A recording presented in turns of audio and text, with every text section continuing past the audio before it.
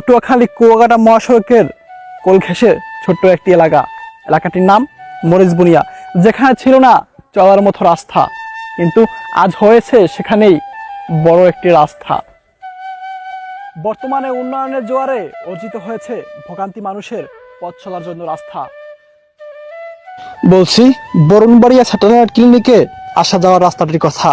এখানে ছিল না আসার মতো কোনো রাস্তা, অনেক ভোগান্তি করে মানুষ আসতো ক্লিনিকে। চাচা, এই রাস্তাটা হওয়াতে আপনাদের কি কি সুবিধা হয়েছে? আমাকে ভালো হয়েছে, রাস্তাটা অনেক খুব যথেষ্ট পরিমাণ ভালো হয়েছে। এখান থেকে আপনাদের আগে কিরকম যাতায়াত ব্যবস্থা ছিল? কষ্ট যাইতে একটু কষ্ট হয়েছে, এখন রাস্তাঘাট আনলে না। এখন তো রাস্তাঘাট হয়েছে, আমি যাইতে আমাকে সুবিধা। একটা রাস্তা হওয়া মানে এলাকার উন্নয়ন, এটা কি ঠিক না?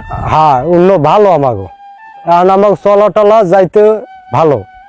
এই রাস্তাটার ব্যবস্থা কি করেছে, মানে কার মাধ্যম থেকে রাস্তাটা হয়েছে? ফরাত ইঞ্জিনিয়ার ফরাত, তার বিষয়ে একটু আপনি বলেন যে তার আসলে তার কিরকম এটা ছিল ব্যবস্থা। সে একটা ভালো লোক। আল্লাহ তারে বাঁচাই রাখুক। আল্লাহ তারে যে এরকম আরো 2-4-5টা কাম যে আল্লাহ করতে দেয়, এইটা আমরা দোয়া করি। অসংখ্য ধন্যবাদ স্যার আপনাকে। এই রাস্তাটা হওয়াতে আপনাদের কিরকম সুবিধা হয়েছে?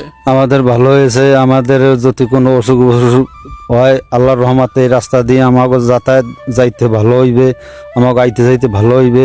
এই রাস্তাটা হইছে না যেন আমাকে উপকারের কোনো শেষ নেই। আল্লাহর রহমতে এই রাস্তাটা পাকা হয়ে গেলে আমাকে আরও উন্নত হইবে।